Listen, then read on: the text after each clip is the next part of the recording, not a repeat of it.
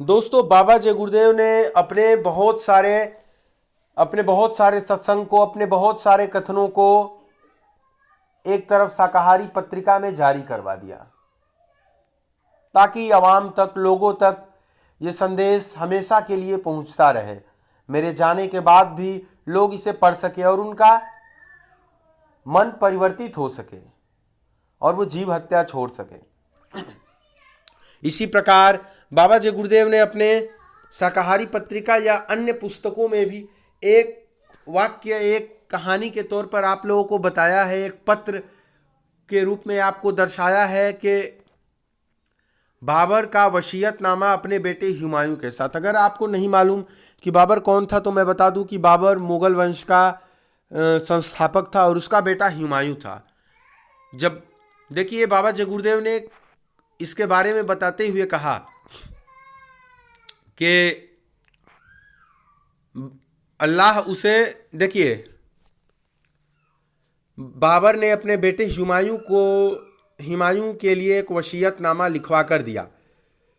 उसमें लिखा था, तुमको सल्तनत की दृढ़ता व संगठन के लिए यह खत लिखा गया है।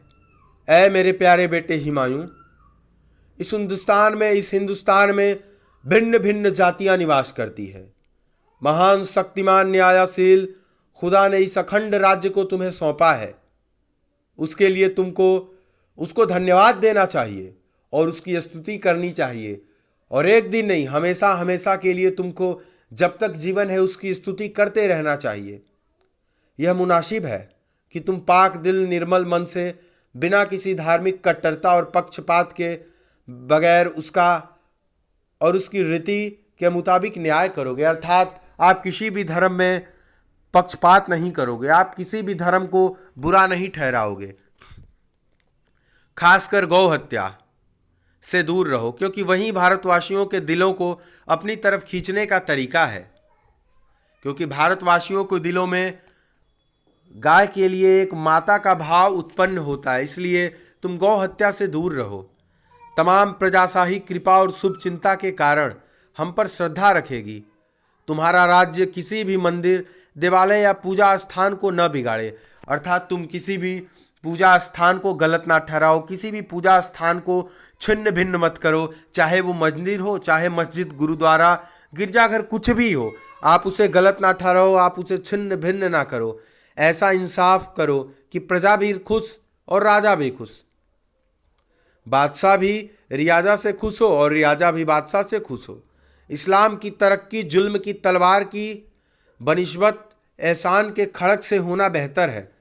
अर्थात बाबर ने कहा है कि इस्लाम की तरक्की करो, हाँ, इस्लाम का प्रचार करो, लेकिन कट्टरता से नहीं, तलवार से नहीं, प्रेम से करो।